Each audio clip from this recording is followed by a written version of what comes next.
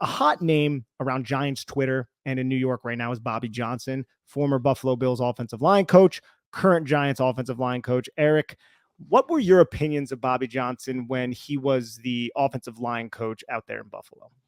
So I've seen a clinic from Bobby Johnson, and so I will say what he teaches, I love.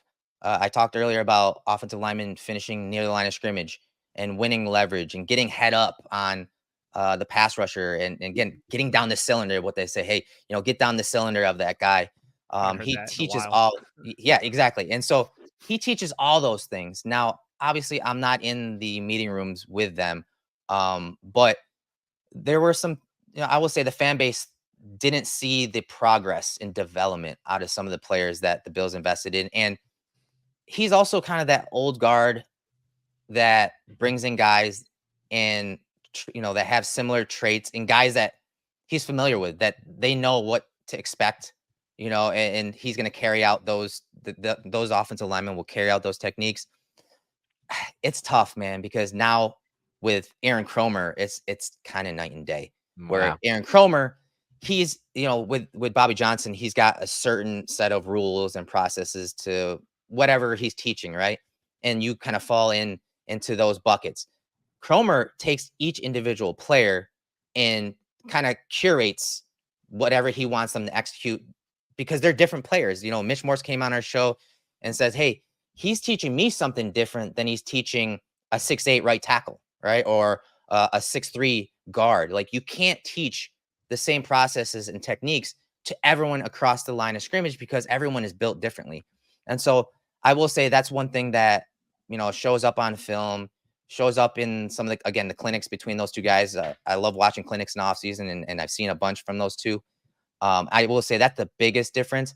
And in the end, I think the development, we didn't quite see the development that we wanted to when the Bills did invest, which is kind of similar to what you guys, they did invest in guys that were, they kind of held the traits that Bobby Johnson likes, Oh, long, tall, Quick feet. athletic, really good RAS scores, kind of like a Brandon Bean thing, probably more so than Bobby Johnson, but it's very Uzudu like when he was coming out, Bobby Johnson was there at his pro day, with some of the other Bills coaches. He loved him. And so I just think that's where I see the differences between, but Aaron Cromer, again, we're lucky because he's probably one of the top 5 offensive line coaches. So no disrespect to Bobby Johnson. It's going to be tough to match that, but the development wasn't quite there. And the investment was from the organization, but they didn't see a lot of the development that they thought they would.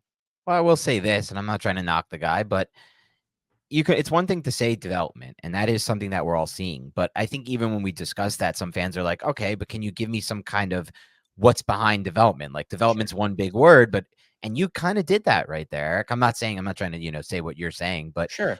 when you talk about how one coach is teaching one thing to all of the offensive linemen, the other coach is curtailing it to each individual offensive lineman, it's hard for me to sit here as someone who doesn't know as much as you about the situation or in general doesn't know much. Nick and I always talk about it's like when fans are killing Bobby Johnson, calling for his job, we're always like, it's hard for us to get on board that because we don't really know the ins and outs of the day-to-day Right. from an offensive line coach. But when you talk about that, how, you had, it just leads me back to general football coaching. Like, what's better, the coach like Jason Garrett, who's trying to get Daniel Jones to fit his old system, or is it the coach like Brian Dable, who's curtailing a system around Daniel Jones's skill set? And I don't know if that doesn't just apply down the line, like to offensive line coach. Like maybe you should be applying different principles to a 6'7" player like Evan Neal and an interior player like John Michael Schmitz. Yep. As you say, Aaron Cromer's doing. So it is something that gives me a little bit more, I guess, of a focus on what I can look for and how I can maybe differentiate the difference between offensive line coaches. The best coaches are the best teachers. Exactly. I was just about to say that, Erik. I was just about to say it's more broad than just coaching. It's teaching. We're covering the same cloth, bro. No, I love it, man.